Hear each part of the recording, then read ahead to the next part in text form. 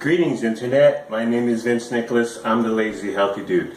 The new thing on Facebook is when it's your birthday, to try to prompt people, to cajole people into donating to a charity. It turns into a fundraising thing. Like, it's my birthday, so please donate to insert charity here, or whatever. I mean, well, first of all, I barely know you either. We're Facebook friends, which means I don't know you, or I barely know you, and I don't care about you, honestly, or very, very minimally, on the smallest, tiniest, microscopic level, do I give an S about you. So this whole, it's my birthday, so please donate to blah blah blah charity, which is fine. I'm sure it's a lovely charity, but what is all that? Like, leave me alone. There's too many Patreons and GoFundMe and Kickstarters and what's up with all the handouts? Like, or not the handouts, but the begging. Well, their hands are out begging. Give me money, give me money. Like, what the hell is that? There are about 10 people on this entire planet that I care about their birthdays. Maybe 15. Okay, maybe 20. Whatever. But when it's their birthday, I will personally send them a text. Writing on their Facebook wall, hope you have a great day on your birthday. That's freaking pathetic. That is so impersonal. That is meaningless. Text someone one-on-one, a private message, DM them, PM, whatever you call it, Facebook message, but do it one-on-one, personal, and tell them happy birthday, and maybe throw in I love you in there. And I do that to my dude friends too, because I rarely see him anymore, but I mean, the whole give money, it's so pathetic. What the hell's wrong with it? And then there's people, so I've seen a few people who, it's blah blah blah my birthday, please donate to blah blah blah a charity, and then they give money to the charity themselves. Like, it's like people who like their own Facebook posts. Like, really? What is this, a circle jerk? I mean, what the hell? It's annoying. Hello, and welcome to Lazy Healthy Dude's Couch with poor lighting. Is that better? But one more thing I wanted to say about Facebook fundraiser birthday dealios.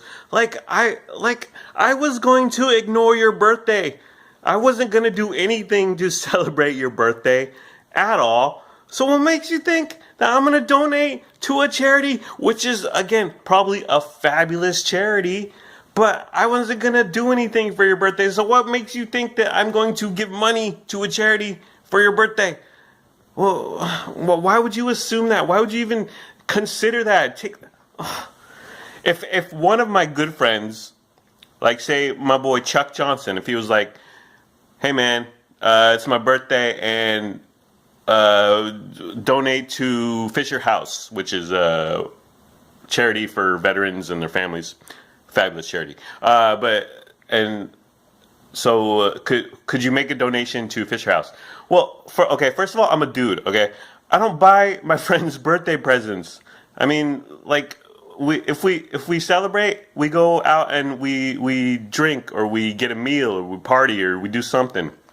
But I don't buy gifts for my friends because I'm a dude. But if he was like, dude, it's my birthday and could you donate to Fisher House in honor of my birthday, whatever, I'd be like, okay. But that'd be a personal. He would text me personally or Facebook message me personally and ask. And I would say, I love you, kid. Of course I would. No problem. Done. And done. And I would give, I don't know, $50, maybe 20, maybe 30. No, I love it. Dude, Chuck, I've known Chuck since frickin' middle school or whatever. Maybe high school. But it's too long and I'm too old. But I would give, I don't know, $50 or whatever. Because I hold the kid in high regard. But And that's the other thing. When you give money to these online whatevers, and they're always like, "Do you want your name on this website and the amount you've given?" I'm always like, "Hell yeah! I want people to acknowledge. I want some acknowledgement. Where's my benefit on giving $50 to Fisher House? I would like some congratulations. I would like some acknowledgement. I would like some rewards." Okay. But anyways, that's it. Back to your regularly scheduled programming. Any Hooser, I am here to talk about taking days off from the gym and the wedding I went to recently, this past weekend, 3 days ago, and it's taken me 3 days to recover because I'm 40 years old and sad and pathetic, and I'm a loser. But I would like to talk about it now. Days off from the gym. I've heard /read /whatever. Never take 2 days off from the gym. So you can take a day off but not two, which I think is a little stringent. It's a little much. I say never take more than 3 days off because of the weekend. Friday, Saturday, Sunday. You think, I'm going to live it up, I'm going to party, maybe I'm going out of town for the weekend, blah, blah, blah. So that's, but then I'm also like, I want a week off. Like, take a week off every once in a while. But I know me personally, what's wrong with that is that I take freaking exercise and diet go hand in hand, okay? Diet and exercise, D&E. I'm always preaching that. D&E. Get both under control, both in line, both on point, and you will lose weight or you will maintain your weight. So I have not taken a week off, and I used to do that every few months, but I've not taken a week off since like May. And why? Because me personally, when I get a week off from the gym and I'm like, okay, I'm taking a week off, I can't control my eating. It's pathetic. I cannot. I just love to eat. I'm like, it's a week off. Diet, I'm not exercising, so diet goes out the window. Again, they go hand in hand. So if one's not there, the other's not there. So I just start eating, and I eat, and I eat. And I do damage, and I put on weight, and I can lose weight super quick, but I can gain it even faster. And I'm not kidding, at the end of a week away from the gym, and just picking out, oinking it up, as I like to say, eating whatever I want, whenever I want, however much I want, after I can gain 30, 35, 40 pounds. I'm not kidding. It's sad, but that's my body. Hey, we're all different, right? So Saturday, I went to a wedding, which I'll talk about in a moment. I got super trashed. It was open bar, and I went crazy. and the irony, or the thing is, I didn't eat, because eating slows down the getting drunk process. And I always say, when you drink to get drunk, and drink to get drunk as quickly as possible. This whole eating thing, it just slows it down. Why would I want to slow down my path to happiness and getting drunk and being under the influence? Isn't that why we're all here? So Saturday I went to a wedding. Sunday was not a banner day for me. It was in slow motion. I was in a hotel room until like 10 a.m., which we'll talk about in a second. And then I met my boy Matt and his wife Kathy. We met for lunch at 1. So Sunday I took off from the gym. Saturday I went to the gym before the wedding. But Sunday I was like, I'm taking today off. And then on Monday, I did my Sunday workout, which my Sunday workouts are like, I don't half-ass it, I don't quarter-ass it, I tenth-ass it. It's like, it's almost nothing. It's practically nothing, but it's something to where I get in the gym and I move a little, I sweat a little, but compared to my normal workouts, like I said, it's about 10 to 15%. All right, so Monday, I go in, I do my Sunday workout, very easy, very quick, very light, but here we go again. So I'm like, okay, I'm going to take this week off, and then my mind instantly goes to, I got a week. So, and Sunday, I meet Matt and Kathy for lunch.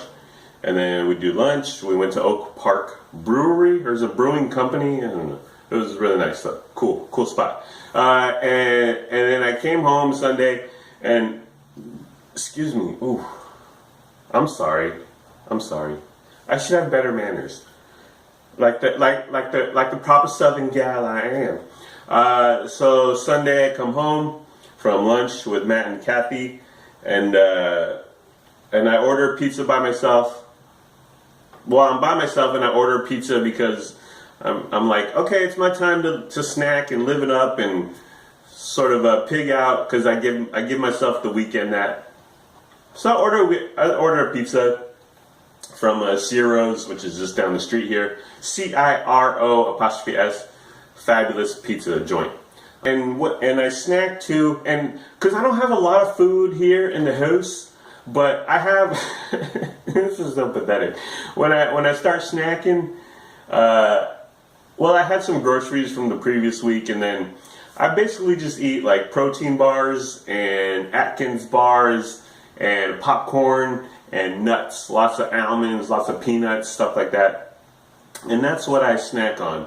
And so I did the cardinal sin of snacking and then going out to eat. Well, I ordered pizza, but I did pick it up because I don't know. Delivery takes so long, and then not even does it take long. I just like to go there to the location and be like, "Hey, how are you, Mr. Proprietor of the pizza shop?" So. Black coffee, because I'm back on track today. So Sunday evening, I kind of pigged out. Monday, like I said, I 10th asked it in the gym, and then I was good for a lot of Monday, but then I was just like, I just want to eat, man. I want to fill this cavernous void of a life, of meaning, of a meaningful life. I want to fill it with food, because food is my friend, and food won't judge me, and food loves me. So I pigged out. I ate too much. It was just pathetic. And then again, it consists of protein bars here and lots of nuts and popcorn. But you can eat too much of anything, okay? You can eat, and that's what I did. So Monday, I was good for most of the day, and then in the afternoon I just started snacking, and then I ended up going to Jack in the Crack. I went to Jack in the Box, and geez, I forgot my order. It was like $15 though. I mean, how the hell do you spend $15 at Jack in the Crack? I found a way. And I got tacos, and I forget exactly what I got. Oh, I got a chicken teriyaki bowl because I'm healthy, and a breakfast burrito. Oh, and their Oreo shake, which really, that's all I really needed and wanted. So I made it out of there with $15, and I eat too much, and I pig out, and I went on a binge, as they say, and it was pathetic. And so that was my Monday night. And then Tuesday, I was good for much of Tuesday. I had a midterm in my class, but it was online, so I did that. It took like over an hour, but I think I did pretty good on it. And then I went to the gym again. I was like, well, I'm going to bounce back. I 10th asked it again on Tuesday. And then Tuesday afternoon came, and I was like, you know what? I'm going to eat. I'm going to pig out again because I love food, and I'm really just a fat boy on the inside. I'm really just a fat boy who wants to be loved. So I went to Jack in the Crack again, and I spent $15 again. And I got, I got their ultimate breakfast sandwich. Stellar fast food breakfast sandwich. Top notch. Top of the food chain. And another Oreo shake. But I didn't get the maraschino cherry because maraschino cherries are disgusting. And I got one of their breakfast pockets, and I got a large fries, and I got one more thing. I can't think of it. I don't know. It doesn't matter. It was another $15, and that was it. And so, so Sunday night, Monday, Tuesday, again, I had good spurts, but I was eating way too much and pigging out and not going hard in the gym.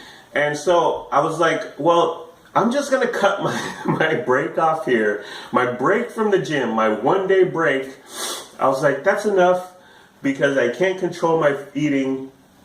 So today I went to the gym. I'm actually perfect with my eating, and I will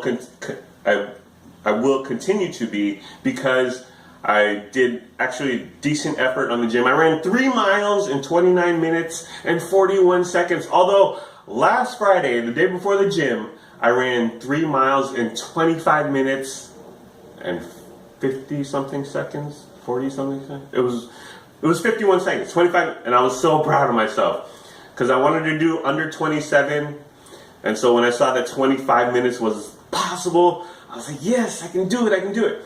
So that was like, I was really proud of that moment. So today, after two 10th assing it sessions in the gym, so Sunday I took off, pigged out. Monday, 10th ass, ate too much. Tuesday, 10th ass, ate too much. Today, I was like, I need to get back on track, correct myself, focus, Vince, focus, D&E, diet and exercise, and that's what I did. I went to the gym at 5 in the morning, had a pretty good workout, not crazy. Did about half my normal effort, maybe 40%. So that, and I mean, I could have waited until Saturday or whatever to take a full week off, but I just would have pigged out the entire time, and I would have been pooping a lot, and it would not have been good. It would not have been good, and I would have gained like whatever 35, 40 pounds, and I can work that off. I can work that off, but I don't want to because it sucks, and it takes it can take up to a month. And it's not easy, but I can do it. But I don't want to live like that anymore, where I'm bouncing left and right, rubber banding.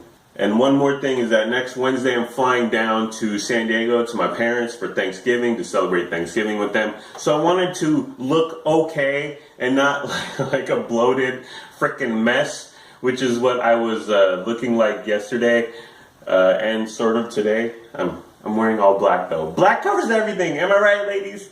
It covers up your imperfections. And I think we're gonna take pictures or whatever, just like cute little family selfies or whatever, which is fine.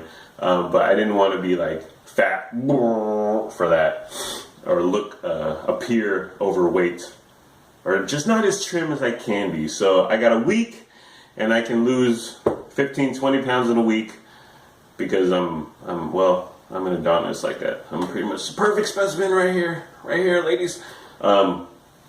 So in conclusion, if you can control your eating, take a week off from the gym, man. Or even indulge and be like, I'm gonna go out to eat and have some nice meals. Take your week off. But if you can't, like me, if you're just gonna snack and go out to eat, again, that's the cardinal sin. Snacking at home and then going out to eat it's twofold. It's a bang bang. It's not good. It's doubling the amount of food, or tripling, because snacking at home is so freaking easy and it's so plentiful. So if you can keep it under control, keep it under wraps, you do you, man. Take your week off. Take however many days you want. But me personally, I cannot. And one day, maybe. I mean, this is a lifelong thing. I will never master it. You will never master it. None of us are perfect. It's a lifelong battle or fight or whatever, or struggle. But you're constantly learning about your body, but you're constantly saying, whatever, I'll just do whatever I want. So I think me personally, I cannot take more than 2 days off from the gym, or I took one, so yeah, 2 or 3, I guess. No more than 3. So that's what I learned about myself. And again, it's a constant, lifelong battle / struggle.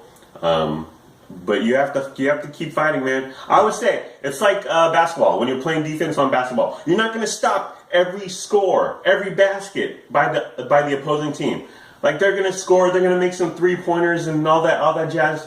But you keep your hands up, and you keep playing defense, and you'll knock a pass down here and there. You'll grab a rebound. So you're not gonna be 100% perfect, but you can try your best, and you can fight. Keep your hands up, kids. That's what playing basketball. That's what I learned. Always keep your hands up. Okay, part 2 of this video that I think will go for longer than 30 minutes. When I get to yammering, okay, I'm like a woman at a hair salon. I just can't stop. Chat. Just a few notes from the previous segment or whatever. Yeah, the websites when you donate to a charity, and then they're always like, do you want your name and the amount you gave posted on the website, on the list there, on the scrolling list? Of course, I want the public acknowledgement, the public congratulations. That's why I'm here. That's why I'm giving. That's why I'm giving more than I probably would give. Let's be honest. If it was private, I'd be like, there's $20, $5, $10. So, oh yeah, and the Facebook charity birthday thing again. Like these, I have, I don't know, 2,000 friends on Facebook, and the majority of their birthdays, when a birthday comes around, 99% of them I ignore. And I don't publicly acknowledge in any way. And then they hit me up for a donation to a charity. Like, what the hell's up with that?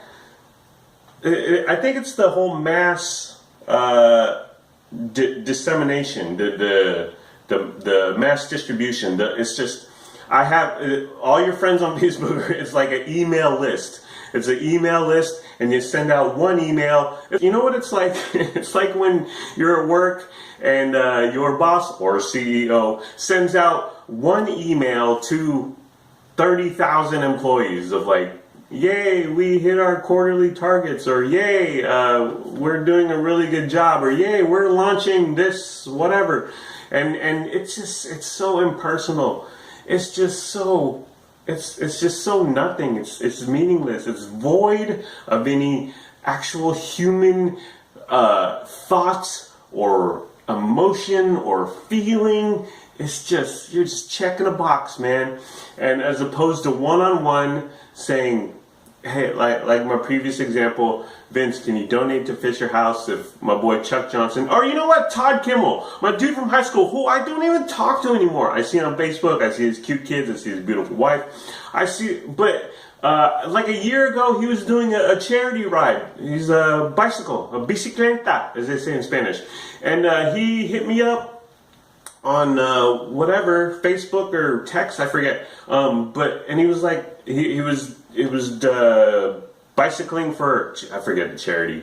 But dude, I gave like 20 or 30 bucks because I was like, dude, I love you, kid. I have great memories of you. I'm fond of you. And so here's some dough. Go out and pedal away or whatever. So it's all about the one-on-one as opposed to the mass email list. Because like email and Facebook, they make it so easy to reach a number of people. But what about the one-on-one, man? What about the intrapersonal, or is it interpersonal? What about the IRL meeting?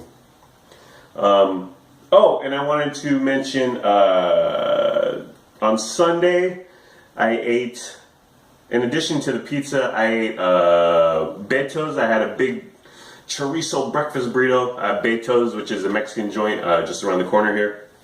So adding to my gluttony, my pigging out. And then, the one more thing I got at Jack in the Crack last night was the breakfast platter, which is scrambled eggs and bacon and hash brown and a bunch of pancakes. They're the tiny pancakes, and they give you syrup and butter and all that jazz. So that's what I ate. And I ate way too much. I pigged out. And I got and on Sunday night when I got a pizza from Ciro's, I got a appetizer. I'm a sucker for the breadsticks, and when they put the cheese on there and the garlic and they give you ranch, I find it irresistible. But one thing I need to do is stop ordering appetizers or sides because it just increases the amount of food I'm shoving into my mouth to fill the void that is my empty, meaningless, sad, pathetic life. All right, so the wedding. 2 weeks ago, I'm at Luke Minton's housewarming, which I talked about in the previous video. Him and his wife, or future wife, they're engaged. Kelsey bought a new house in Rockland, and he had a housewarming, and so met a bunch of his family, friends, co-workers, etc., etc. Joe Arrigo and Deanna, I forget I have it somewhere. It's right here. Becker, Joe Arrigo and Deanna Becker, who I've met before. So I'm hanging out with them at Luke Benton's housewarming, and we're chatting it up, and I'm telling them about my newly single / lonely life, and I'm a little sad, not really, but I'm telling them that I'm newly single and I'm lonely and I'm sad. What more else is there to say? So right away they're like, we got a friend. And another thing, and they were like, we're getting married in a week. Okay, cool, congrats. We're getting married in a week. We have a friend who's having trouble finding someone or can't bring someone, or we have a friend who's going to the wedding who needs a date. Okay, cool. So that was a week ago at Minton's. And so it's something that we're constantly banging our heads trying to come up with the logistics and everything and how it's going to work out. And so their friend Jamie, Jaimie. It's one too many I's, but whatever. You know.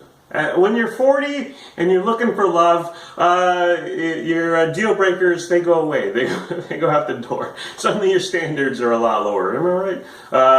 So we're kind of racking our brains trying to figure everything out, and they're trying to figure out seating and invitations and who isn't coming and can I go, and ultimately I'm invited. I'm Jamie's date. They put me in touch with Jamie via text message. Now text message, the texting, that's where my amiability really shines, and my sense of humor, it really comes through. So I'm texting with Jamie throughout the week prior to the wedding, and lots of kidding around, lots of joking, some just working out, ironing out details. Turns out she got a hotel room, which was peculiar to me because she lives like 20 minutes from the venue, and I live like 10, but I was like, whatever. I mean, it's the hotel from the venue is literally down the street,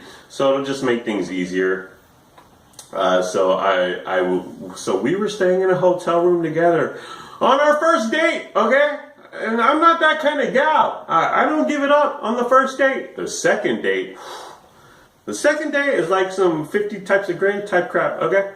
Like I don't joke around, but the first date, I'm a proper girl. So we're texting back and forth, and we still haven't met IRL, in real life yet, in person. And so just to make sure everything's on the up and up, and I wanted to make sure she was cute, we agreed to meet for coffee Friday night. So we met at Fig Tree Coffee in Roseville, which is my favorite coffee shop, because they got couches and it's big and it's a beautiful space. There's brick on the wall and all this. These coffee shops you walk into and you're like elbow to elbow, it's unnerving. I don't like it. So I like Fig Tree Coffee in Roseville. So we meet there. Okay. They had music, a couple old dudes who were playing John Denver covers, but they were fine. They had some witty banter in between songs. They were kind of like Tenacious D, but in their 70s. A little bit too much witty banter, to be honest. I mean, okay, this is a freaking vaudeville, okay? Simmer down, play your John Denver covers. And by the way, they went with the really obscure B-sides. Like, I would have killed for some Rocky Mountain High, okay? Colorado. But they were fine. Me and Jamie and I, we sat down on one of their super comfy couches, and this is why I love the Fig Tree Leaf Coffee in Roseville, because they got hella couches. Not hella, they got like 3, 4, 5, but they're super comfy, and you get in, and so instantly I felt right. Like we paired up pretty well, and I attribute that reason to the comfortable couches. So we're hanging out, we're drinking some Americanos, we're listening to some John Denver. We're getting along famously. I mean, laughing, lots of chatting, just it was a good time. And then Fig Tree is located like in old school downtown Roseville. So we went outside, we walked around a little, and she grabbed my hand to hold it. And fellas, I mean, when a chick grabs your hand to hold your hand, it's like, woohoo, sex tonight, am I right? No. I'm a good boy. I'm a good boy. But she grabbed my hand, she was holding on to my hand. I was like, okay.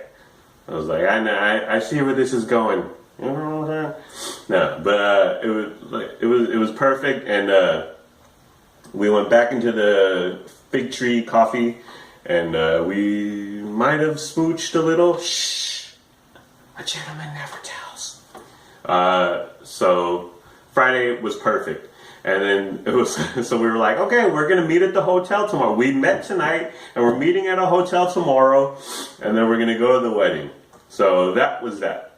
So we agreed to end the night like at 9-ish in Roseville. And like a proper bro that I am, I headed straight for the Walmart, and I stocked up on the Michelob Ultra because I was like, I'm going to get drunk tomorrow, and I'm gonna start drinking in the hotel room. And then there's open bar at the wedding, so I went straight to the Walmart and bought a bunch of Michelob Ultra because I'm a classy bro like that. But yeah, the meeting went swimmingly. I basically wanted to meet her to make sure she was cute, and she is cute. Not as cute as me, okay? Like that's like nearly impossible. There's very few women who are as cute as me, but she is cute. And I was on her Facebook, and I was looking at her pictures and all that stuff. But IRL, in person, again, one-on-one, that's where the real connection happens. And I was like, okay, you're cute, I'm cute, let's do this. The wedding. It was held at the Croatian American Cultural Center, which is it's a lovely facility. It's basically like a big kind of mansion-y. It's a big ballroom. And there was open bar, zing, thumbs up, way to go. The only light beer choice, because I'm always watching my size 2. I'm gonna be a size 2. Hashtag I woke up like this. I'm always watching my girlish figure, my waifish figure. So their only light beer was Bud Light Lime, which, whatever, I could take or leave, but that's what I drank. And I pounded like 8 or 10 of them. But we met at the hotel, and I started drinking a couple Michelob Ultras, but we were kind of running late, so we Ubered it over to the Croatian American Cultural Center. So the wedding, Joe wore red, like he wore a red suit, which I thought was so gangster. Like, he just looked money, dude. He looked dapper and handsome, and just like all his groomsmen were wearing gray, I believe, but he was in red, and I was just like, dude, that is freaking the bomb. And Deanna looked gorgeous. I mean, she was wearing a white wedding dress, and she looked beautiful, obviously. Oh, and there was a bro there wearing blue jeans and a polo shirt. Okay? Like, seriously, dude. Like, jeans to a wedding, and I knew there would be one. There's always one. And I don't want to hear your excuses. I just got off work, and I'm from Serbia, or I don't want to hear that crap. Go get your ass to the Nordstrom Rack or the Ross or the TJ Maxx. Get you some chinos for $15 that may or may not fit, and wear them. Jeans and a polo shirt. Fashion faux pas. So the ceremony was outside, beautiful, it was short, which is key. Some little humor jokes thrown in there by the bride and groom and the officiant, the guy running the whole thing. But it was a good time, and then we head inside the building for the reception. And like I said, the Bud Light Lime was the only choice. I drank, I don't know. At one point I looked at in front of myself I was sitting at my place at the table, and I looked down and I saw 6 empty bottles of Bud Light Lime, and I was like, Is anyone else looking at this? Does anyone else notice this? I mean, do I look like white trash? Half white trash? Do I look pathetic that I'm all these empty bottles of Bud Light Lime, and there's wine, and there's fancy beer, and there's cocktails being, again, it's open bar, and I'm sitting in front of a half dozen empty bottles of Bud Light Lime. Is anyone else judging me, or am I the only one judging me? Am I the only one judging myself? Which I'm fine with, which I constantly do. But I was super trashed, and I'm not proud of that. Okay, I'm a little proud of it. But Jamie, she enjoyed herself too. We were actually sitting at a table with a bunch of, her and Deanna used to work together, and we're sitting at a table with a bunch of Jamie's former co-workers, because Jamie doesn't work there anymore. I don't think Deanna works there anymore. Whatever. So we're at the ex-co-worker table. But yeah, I got super intoxicated. I was wrecked. And you know me, like, the point where I get drunk, like super drunk, is when I wore a nice button-up shirt, and then I wear the wife beater under it to show, because I like to show my budding chest hair, my little chest hair. I had shaved recently, but I like to show my chest and my pecs. And all this thing I got going on here. What you're looking at right now, I like to show at formal high-end events. But how you know I'm wasted is when I unbutton my nice shirt, and it's just wife beater. So it's wife beater, and the button-up shirt is undone, and I'm letting it all hang out, man. I'm letting loose. That's how you know I'm under the influence, for future notice. But I was freaking wrecked, but I had a flippin' blast. I mean, Jamie was super cool. Like it was just, she was the perfect date. So much fun. I mean, I was there to get wasted, and she was more than happy to help me get there. But yeah, I wore this lilac shirt, or was it lavender? And at one point, I took a selfie in the bathroom mirror, and my belt was still undone. And I'll put the picture here. And that's when I really questioned everything. Like, I couldn't even buckle up my belt. I took 2 pictures with my belt undone. I don't know what was going on. See, I stocked up on the Bud Light Limes, which, I mean, I came off as basic, but that's who I am, man. If you're basic, flaunt it. Wear it with pride. And Jamie was cool. I'll put a couple pictures of her here. Okay, so the wedding was till 11 p.m. We didn't last that long. Well, it was because we were... Jamie was, like I said, she was down. She was game. And so we were sitting at a table with a bunch of her coworkers who were in long-term, loving, monogamous relationships, and Jamie and I were newlyweds or whatever. We're just getting to know each other.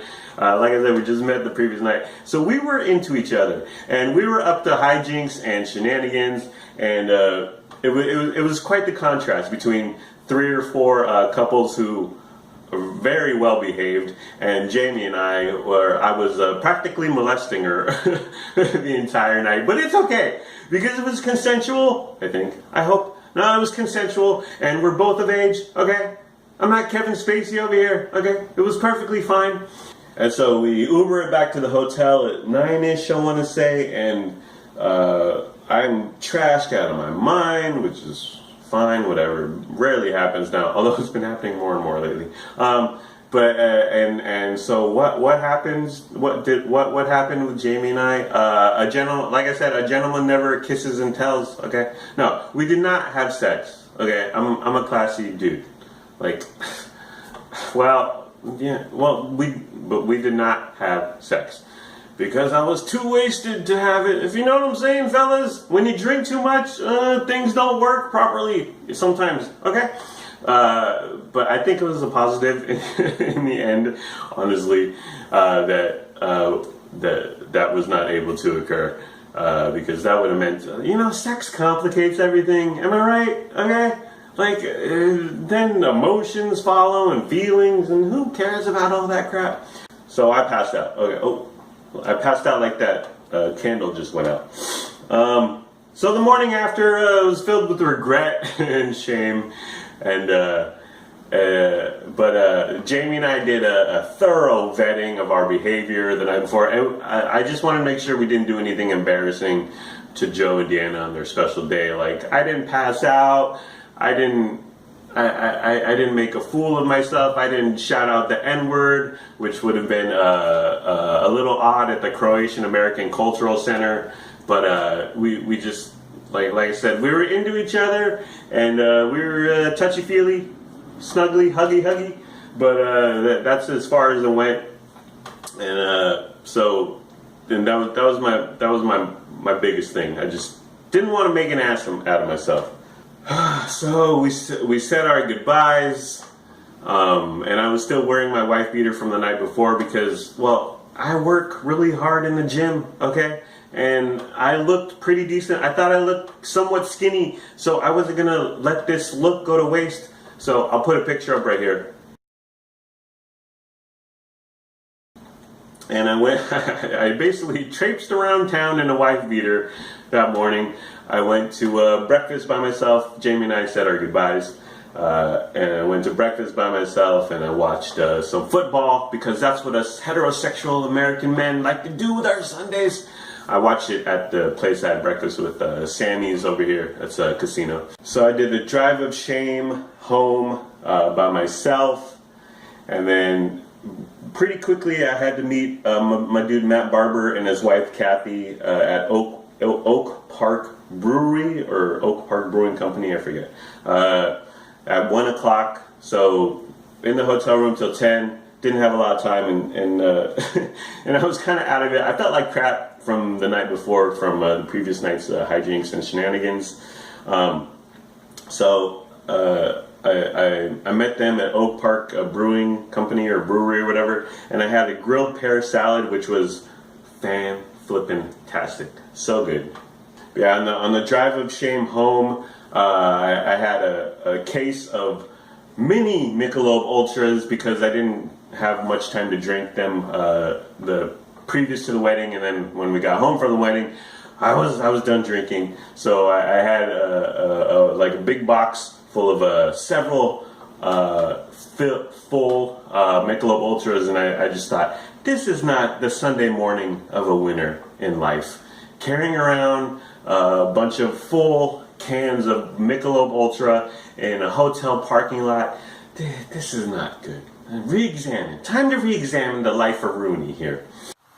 And that's it. That's my weekend. That was the wedding. That was story time. Sorry it took so flippin' long. 45 minutes, what the hell? There's real TV to be watched. I don't even watch TV anymore.